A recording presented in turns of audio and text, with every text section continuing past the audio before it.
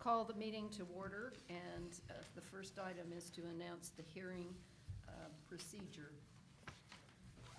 We thank you for your attendance and participation. The purpose of the public hearing is to gather information from the public to help the commission formulate recommendations. In order to ensure a fair and orderly meeting where everyone can participate, the commission requests that you act respectfully to everyone in attendance and follow the public hearing procedures. The chairperson will call the public hearing item. The planning department will present the staff recommendation. Commissioners may ask questions of staff. Then there'll be a presentation by the applicant and/or representatives. Commissioners may ask questions of applicant. The chairperson will open the public hearing. The chairperson will call for public comments from persons in support of the items, followed by persons in opposition to the item. The applicant will have a chance for rebuttal comments, and then the chairperson will close the public hearing. Commissioners may ask questions and discuss the item and then take action. Speakers must speak from the podium and state their name and address for the record. The chairperson reserves the right to establish a time limit for all speakers to ensure that everyone can speak. The designation of a spokesperson for groups sharing a common point of view is encouraged. All comments and questions will be directed to the chair from the podium and not to the applicant, staff, or audience. When the hearing is closed, additional public comments are not permitted.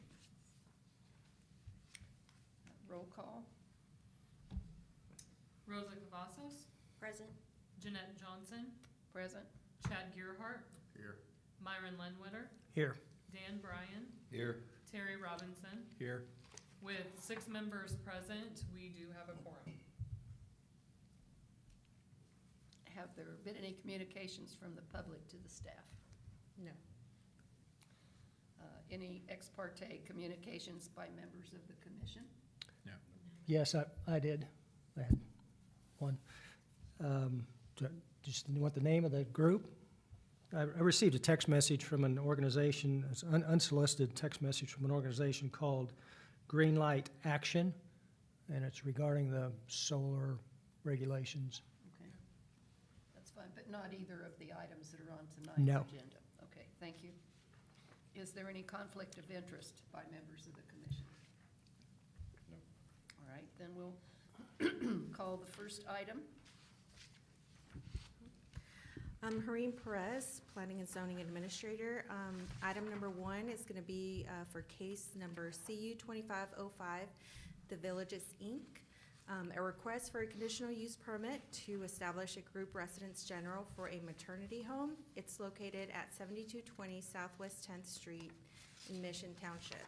It's about 22.55 acres. Here's the general location of the site, and it's identified by the blue star. The proposed use, they're wanting to have this residence dedicated to serve up to 6 homeless, pregnant adult women and their children. Up to 16 individuals would be present, a maximum of 12 residents, which include the adults, children, and children in the utero. 4 on-site staff for daily operations, no live-in staff. They would have 24/7 staffing whenever residents are present. They have a comprehensive support from administrator, case manager, client advocate, and therapist. Program addresses a critical community need by providing a safe and stable environment for birth and transition to independent living. While no single golden factor is controlling, all factors were considered in the writing of the staff report. 1, character of the neighborhood.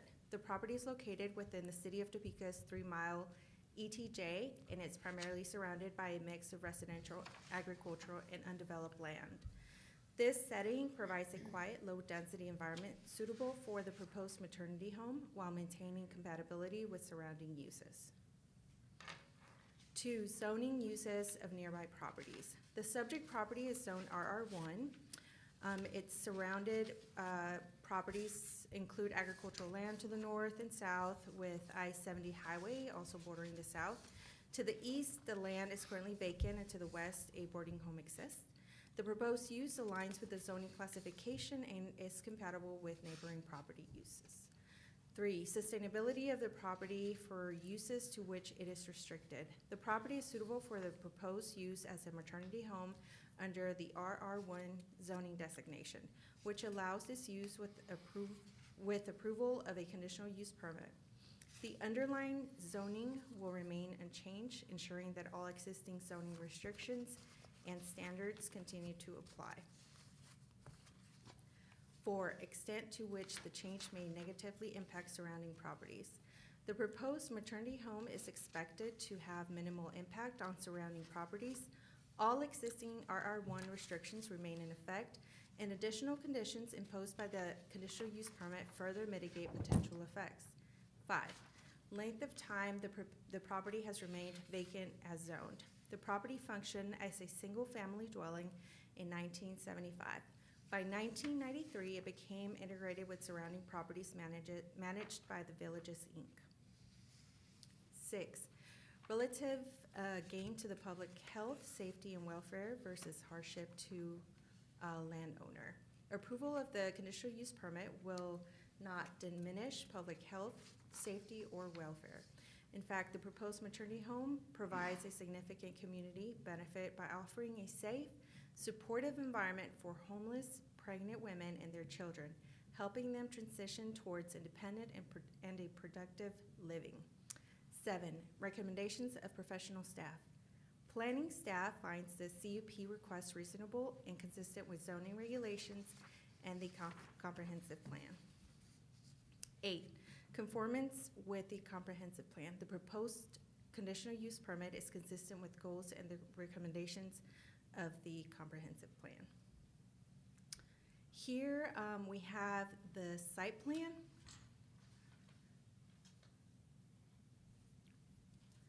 And then we have some floor plans. So we have a floor plan of the basement, the first floor on the south side. And then we have the north first floor and then the second floor. So we have several bedrooms, offices, and kitchen, and so on and so forth. Here's the vicinity map. 15 letters were sent to property owners located within 1,000 feet of the site in Shawnee County and 200 feet in the city of Topeka. No responses were received. Staff recommends approval subject to the following conditions. 1, the use shall be limited to 12 residents. 2, the applicant shall operate in accordance with the business plan submitted on October 21, 2025. Any significant changes to the scope or nature of the business as outlined in the plan shall require an amendment to the conditional use permit. 3, all required state and local licenses, inspections, and approvals must be secured and kept current with the appropriate agencies if applicable. And that concludes the first item. Would the applicant like to make a presentation? I did have a question, but All I right. can ask it later. All right. Good evening. My name is Mark Bernheide. I'm the CEO with the Villages, and we're excited about getting the maternity home opened and kicked off. This actually used to be the former office for the Villages for many years, and then we built a new office on Urish Road, 615 Urish Road. So this house has been vacant for a couple years now since we moved in December of 2023. It's a perfect use for this house. It sits up on a hill a little bit, very, very quiet, serene. We'll have 6 bedrooms for the 6 mothers and their babies.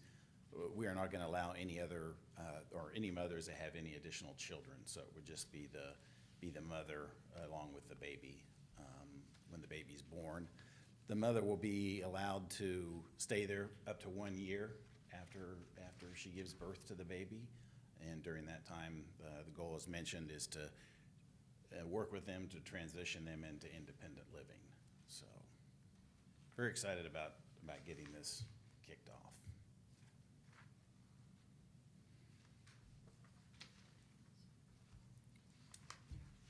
Do the commissioners have any questions of the applicant? What's on the rest of the 400 acres? What, So further up the hill, we have 5 residences that were group homes. We are actually ending a program that we were in with the Office of Refugee and Resettlement. So we're actually going to be looking at bringing those houses back online to house children. And the Villages has been there since 1969. So, and as you mentioned, does sit on about 400 acres. Also, off the subject, but we also plan to be bringing back our ropes course, ropes challenger course, in the springtime, so. What does that involve? It's gonna be a series of challenges that groups go through, in the trees, essentially using the ropes, climbing walls. It's not, it's done in groups, it's not done by individuals, but groups come out for kind of a group bonding time, and work through these exercises. Any other questions? All right, thank you very Okay, much. thank We'll you. open the public hearing. Are there any persons here that would like to speak in support of the item? Are there any persons that would like to speak in opposition to the item? I guess we don't need rebuttal comments. So we will close the public hearing, and the commissioners may ask some other questions of staff or just in general. You have any questions for anybody? I would make a motion to approve the request, subject to the conditions that were listed. I would second that motion. Thank you. It's been moved and seconded that we approve the conditional use permit. Any further discussion? If not, you want to call the roll? Yeah, 1 second, please.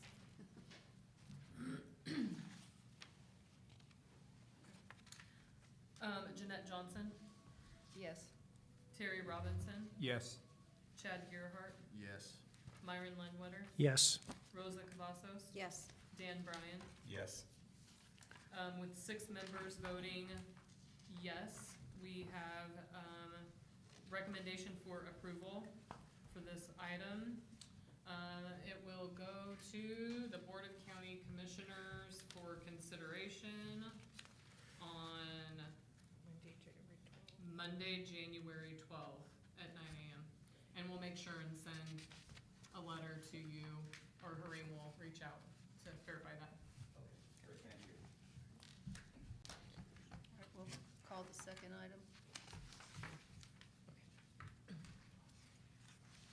Item number 2 is CU 2506, Kevin and Brittany Taylor. A request for a conditional use permit to establish a medical care facility type 2 for a home plus care facility. It's located at 738 Northeast 43rd Street in Soldier Township, and the size of the parcel is .98 acres. Here's the general location of the site identified by the blue star. The proposed use, it would be a home plus facility for up to 8 residents, home-like care environment with private and semi-private rooms, shared kitchen, dining, living areas, ADA compliant bathrooms, 24/7 assisted living support, medication management, meals, housekeeping, laundry, activities and outings, coordination with healthcare providers. Staffing would be 2 full-time CMA LPNs, 4 full-time CNAs, 2 part-time staff members assigned to nights and weekends. Here is the site plan. As you can see, they have identified parking spots for visitors and staff as well, and also a sign. And it's identified by the yellow rectangle on the site plan. Here's the floor plan. Here's the vicinity map. 56 letters were sent to property owners within 1,000 feet of the site in Shawnee County. No responses were received. While no single golden factor is controlling, all factors were considered in the writing of the staff report. The subject property is located within a 3-mile ETJ of the city of Topeka and is surrounded primarily by single-family residences. The neighborhood's residential character is quiet and low density, providing a compatible environment for a small home-like medical care facility. The property is zoned RR1 and all adjacent properties to the north, south, east, and west are similarly zoned and used for single-family residences. The proposed medical care facility type 2 is allowed in RR1 with a conditional use permit approval and is compatible with the current land uses in the surrounding areas. The .98 acre property contains an existing single-family residence. It's suitable for the proposed medical care facility type 2. The proposed facility is anticipated to have minimal impact on the surrounding neighborhood. All existing RR1 zoning restrictions will continue to apply, and the conditional use permit conditions including limits to occupancy, trash screening, signage regulations, and parking requirements further mitigate potential impacts. The facility will provide personalized care in a way that is compatible with a non-disruptive to nearby residents. The property has historically been used for residential purposes. Its long-standing residential use supports compatibility with the proposed medical care facility type 2 as a small home-like living environment for residents. Approval of the conditional use permit would enhance public welfare by providing a safe home-like setting for up to 8 residents requiring assisted living services. Planning staff finds that the CUP requests reasonable and consistent with zoning regulations and the comprehensive plan. The proposed CUP is consistent with the goals and recommendations of the comprehensive plan. Staff recommends approval of the request as submitted, subject to the following. 1, the use shall be limited to 8 residents. 2, the applicant shall operate in accordance with the business plan submitted on October 24, 2025. Any significant changes to the scope or nature of the business as outlined in the plan shall require an amendment to the conditional use permit. 3, the applicant shall ensure that all trash and recycling containers are fully screened from public view at all times when not placed at the curb for collection. 4, signage will be limited to 1 4x6 sign located on the property near the entrance of Northeast 43rd Street as shown on the site plan. The sign must comply with all applicable Shawnee County sign regulations and must be removed if the business ceases operations. 5, parking shall be provided at a ratio of 1 space per 3 beds. All parking spaces must be clearly identified on the site plan. 6, all required state and local licenses, inspections, and approvals must be secured and kept current with the appropriate agencies if applicable. And that concludes item number 2. Thank you. Would the applicant like to make a presentation?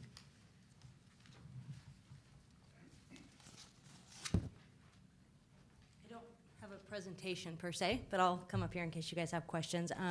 Me and my husband, we decided that we wanted to do this. It's really based on, it's named after, it's gonna be called Bee's Place. It's named after my own grandma who passed. We took care of her in the last couple of years of her life before she passed, and my mom's been a long-term care nurse for my entire life, so it's something that I'm really excited to do, so. Do the commissioners have questions? I'm just curious about extra parking. So it's 1 parking per every 3 beds, and there's 8 beds, and I'm guessing 2 of the parking spots will be, I only saw 5 parking spots? Yeah, so there's 5 official parking spots. We can park, the driveway's very long, so we can create additional parking if needed. Residents will not be parking any vehicles, so it would be clearly for only visitors. And at this time, until we reach full capacity, and it also depends on what the needs of the residents are. So there are no staff requirements for a Home Plus in Kansas. So depending on what the needs of the residents are, staff will fluctuate between 1 and 2 full-time staff at any given time, so. Okay. Thank you.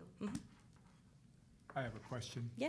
How close is their fire and emergency services? To be honest, I don't, Hareem, was that in any of the information that we passed back and forth? No. I do know that we have a very expensive fire alarm system in place. In these situations, they do have to have approval by the local fire district, and in this case, actually the fire marshal. And so they have a code footprint that's been reviewed by the fire marshal and signed off on as a part of that development. I'm not sure whether any local, if there's fire hydrants nearby. Is this in Soldier Township? So then the Soldier Township Fire District would be the responsible party for response. Okay. Thank you. Quick question. So what's your role gonna actually be in this, in the administration and the? Yep, so I'll actually be the operator. So I'll operate, like all of the daily operations, staffing and all of those things, so. Do you have experience in geriatric care, or what's your background? I do, yeah. So I actually went to school. I did my administrator in training. I'm actually the head of operations for a pharmaceutical company now, so I didn't go that route, but yeah, I do have prior experience in that. I've worked in geriatric facilities before and activities in other areas, so.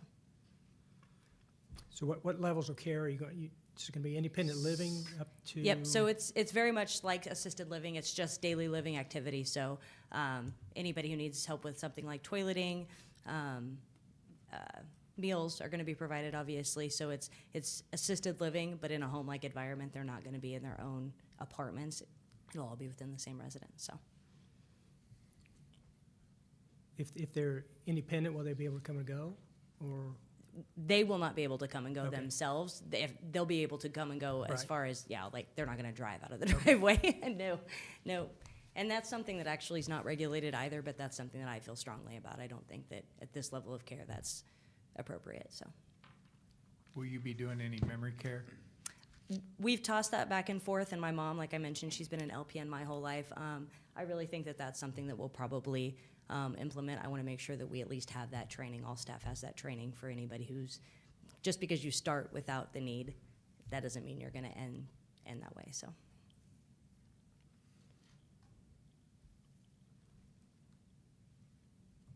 Any other questions? Who are you regulated by? KDHE? KDADS, yep. KDHE. And like they mentioned, obviously, the fire marshal also has had to sign off on this, so. Thank you. Yep, thank you. We'll now open the public hearing. Are there any comments from persons in support of the item? Are there any comments by persons in opposition to the item?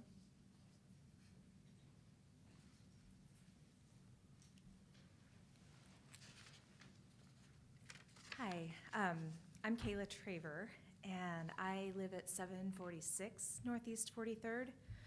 So I'm just 2 doors down from the proposed site, and I just have some questions. I moved to the neighborhood a couple of years ago with my family, and we love our neighborhood. The neighborhood we were part of before was loud. There were a lot of emergency vehicles coming and going. We weren't that far removed from a business area, and it just was not peaceful for my kids and my husband. And part of the appeal of moving here was just for that peace of being in a neighborhood that is full of owner-occupied homes, families. And I think what you want to do is a beautiful thing. I think elder care is important. I just have some concerns about it plonking down in the middle of my neighborhood in terms of what kind of just emergency services are we going to hear coming and going? How many vehicles are going to be coming? What happens to our property values when there's a business so close to my home? And So, and also just knowing that the Seaman School District is a desirable district that at times has had housing concerns, making a business in a home that could be provided for a family. I mean, there's just questions that I have about wanting to do what's best for the families of my neighborhood, for my own family, my kids. And so I guess I wanted to bring that up. I think what you want to do is good. I just have some concerns about it for my own neighborhood and my family, and I felt like I needed to speak to that. So I've also never done this before, so I'm not really sure what to do now that I'm done talking. I have a question. So are you standing opposed? Yes. Thank you. Any other commissioners have a question? Not directly for her, but the corner of the picture, is that hills? Yes.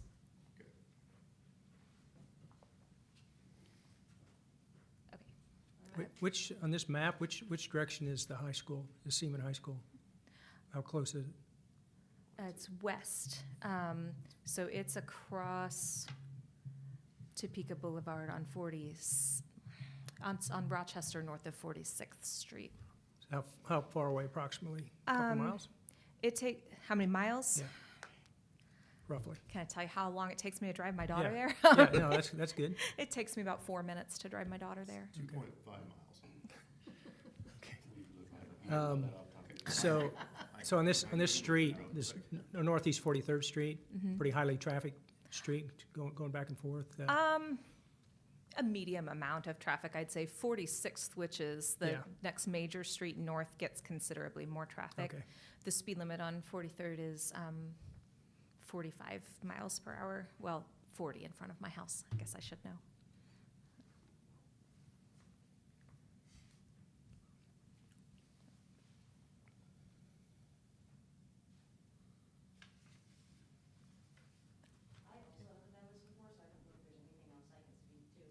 You'll You'll have have a time. chance for a rebuttal, yeah. I will sit down whenever you tell me to. I just don't. Well, if you are finished. Okay, with I'm going your to sit down. Comments, you may sit down. Okay, thank you. If nobody has another question for her. All right. Thank Real- you very much. Excuse me, real quick, can you sign, there's a signing sheet, if you can just sign your name and fill that information, that would be great, thank you.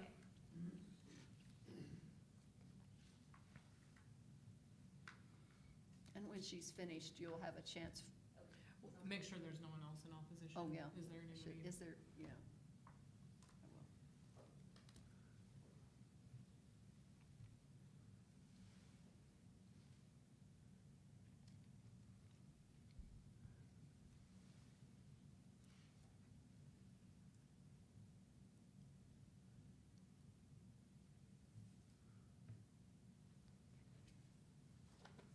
Okay, thank you. Is there anyone other speaker in opposition? If not, the applicant has a chance for rebuttal.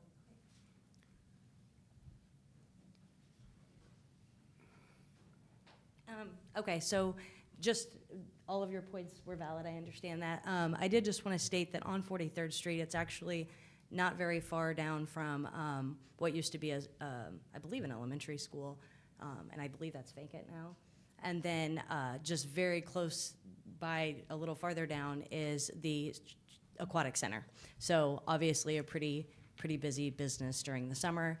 I don't live down there, but since we've purchased the property, obviously we've been down there quite a bit, and it is a pretty heavily trafficked road. My next door neighbors, Kim and Tim, they come and go about 12 times a day. So I'm not sure where they're coming and going from. But also when you turn onto 43rd Street, there is a Dollar General there, a gas station, and then a church across the street from that as well. So I do feel like it is, while it is a residential space, which is the purpose of a Home Plus, that is why this type of facility has been put in place, to really get away from the fact that large facilities aren't, in my opinion, the best way to care for all individuals, especially if they're not ready for that level of care yet. So as far as emergency services go, I can't honestly speak to that until I begin. I can't imagine and would hope that in the level of care we're gonna be in, that there's gonna be a lot of emergency services. Again,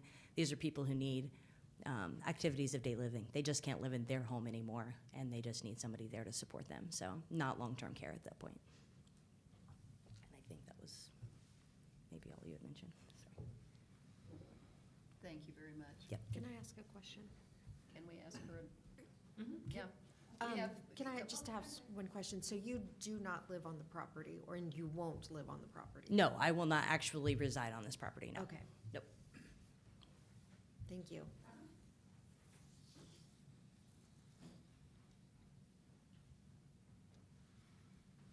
Alrighty.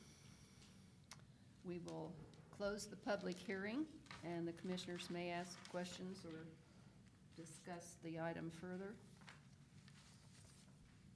Well, it looks like from the street, you would just think it was another property, another residence, right?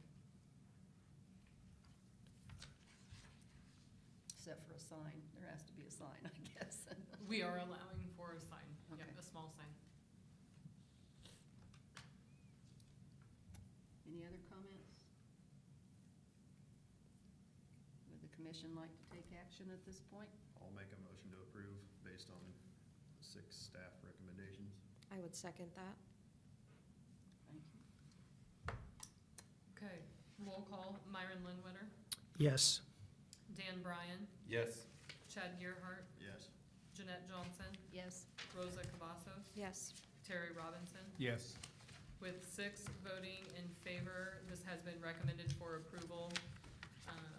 It will also be going to the Board of County Commission on Monday, January 12th at 9 a.m.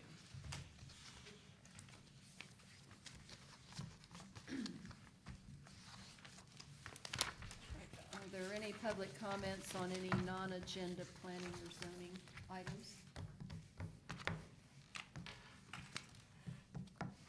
If not, we will be having a short work session on our solar energy conversion system regulations. Okay, so as you know, we are at the point where we need to be scheduling the public hearing for our solar energy conversion system regulations. As was discussed at our meeting just briefly last month, the way that I was anticipating this might go is that we would have that hearing in January. Our meeting would be January 12th in that evening. We do have one item scheduled that day. It's a plat.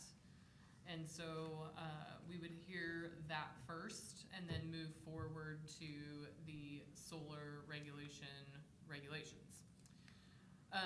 So one thing that we could consider, if you don't want to do it at a regularly scheduled session, we could hold a special meeting and schedule a separate meeting altogether where we hear just the solar regulations so that we ensure that we're not delaying other hearings or causing a lot of havoc for the people who are coming for the plat. That would mean taking up a second evening of your time. And so I wanted to get your input. Do you want to move forward on January 12th?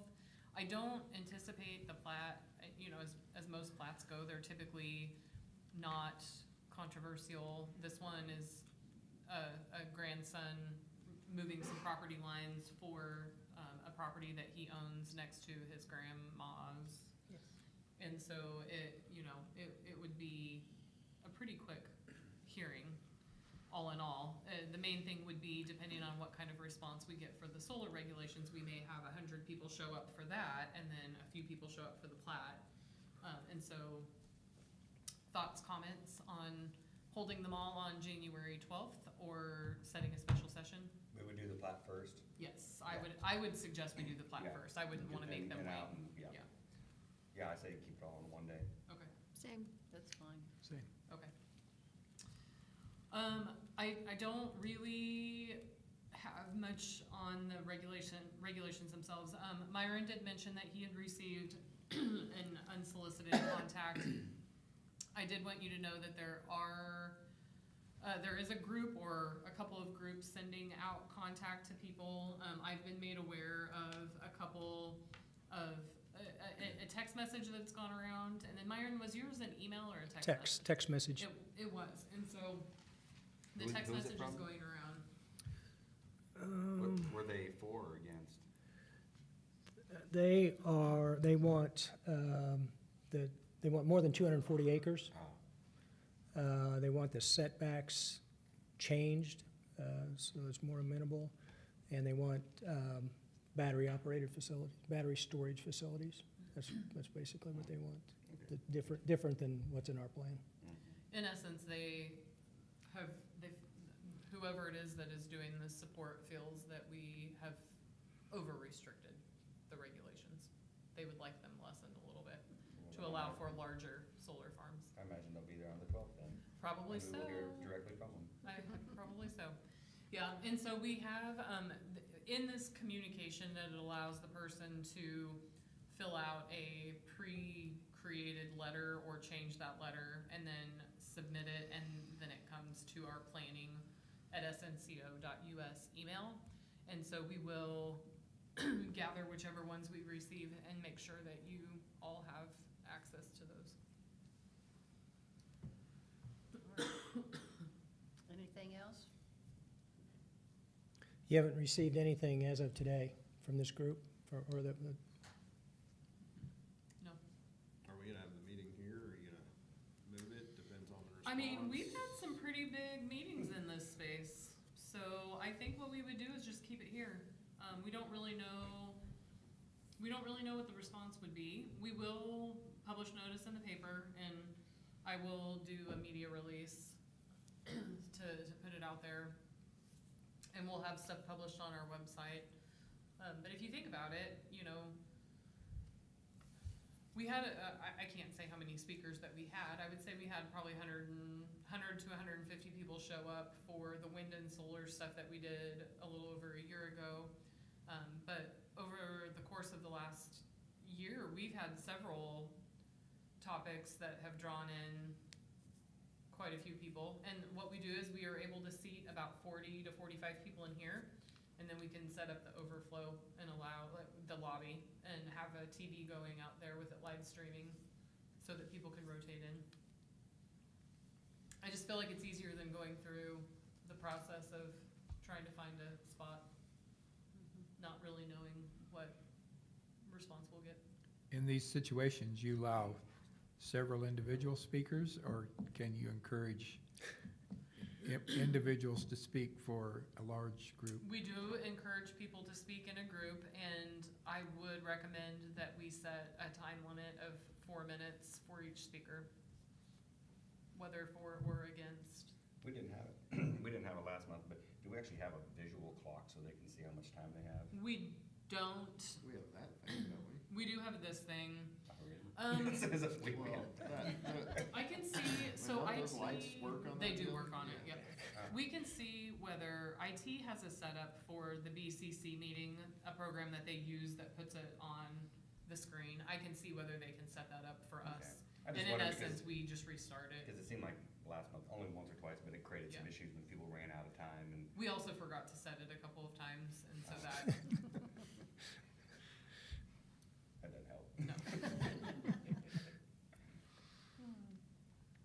So do you think this group feels like we're anti-solar or just not solar enough? Not solar enough, Okay. yeah. Based on the proposal, I mean, I wish I could pull up, do you have your email here, or no? You don't I have it. probably. So I can read the email to you. And this is, I did get a text message. So the text message that came out, oops. Sorry, we could have printed them and didn't, so I apologize about that.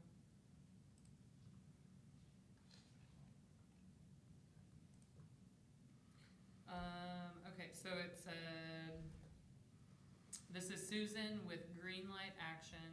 There's an opportunity coming up to support private property rights and energy independence in Shawnee County. Do you support local landowners having their choice to lease their land for solar energy projects? And then the option was 1 for yes or 2 for no. And that was one text message that had gone out.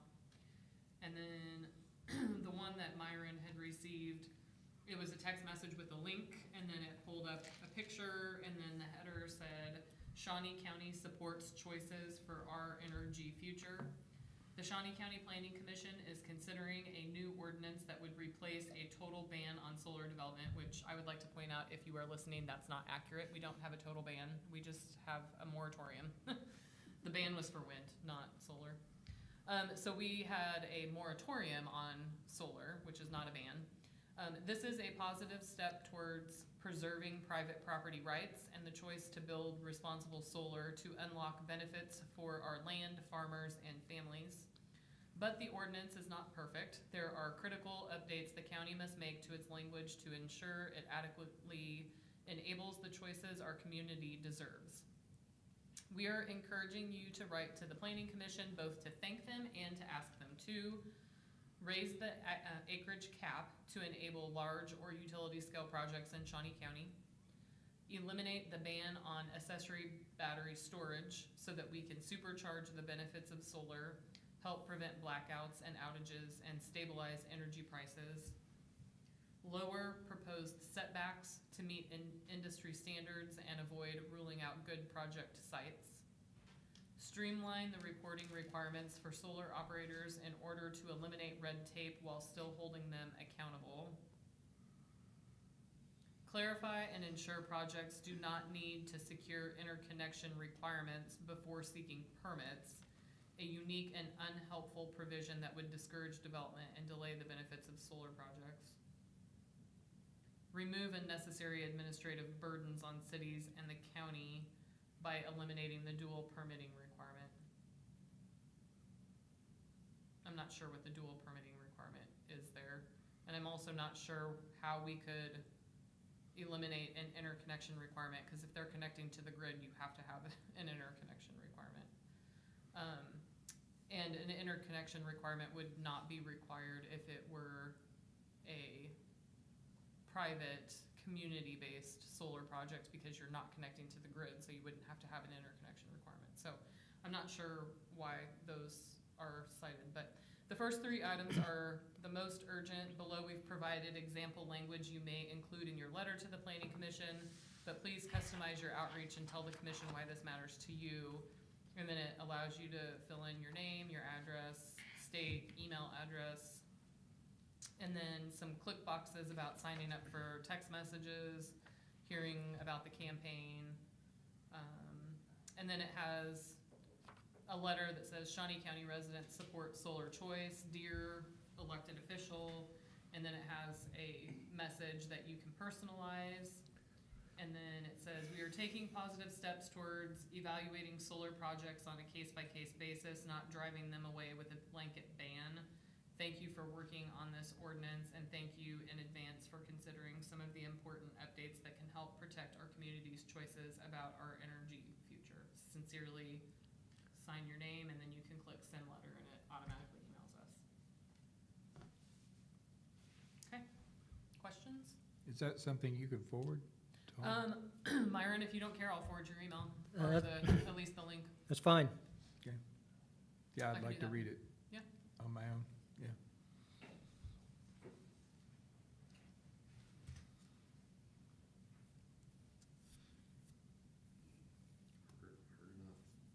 Heard enough. Is there anything else? No, I'd like to follow them out the door. Dan. Sounds good. That sounds good. This was significantly shorter than last week or last month. The timer says 43 minutes and 40 seconds. Are you ready to adjourn? Did you set the timer this time? Well, it's a recording. All right. I started it a minute late though, so actually we're probably at like 44, 45 minutes. Well, if there's no further business or questions from the commission, we'll stand adjourned. Thank you. Look at that. Seems like record time.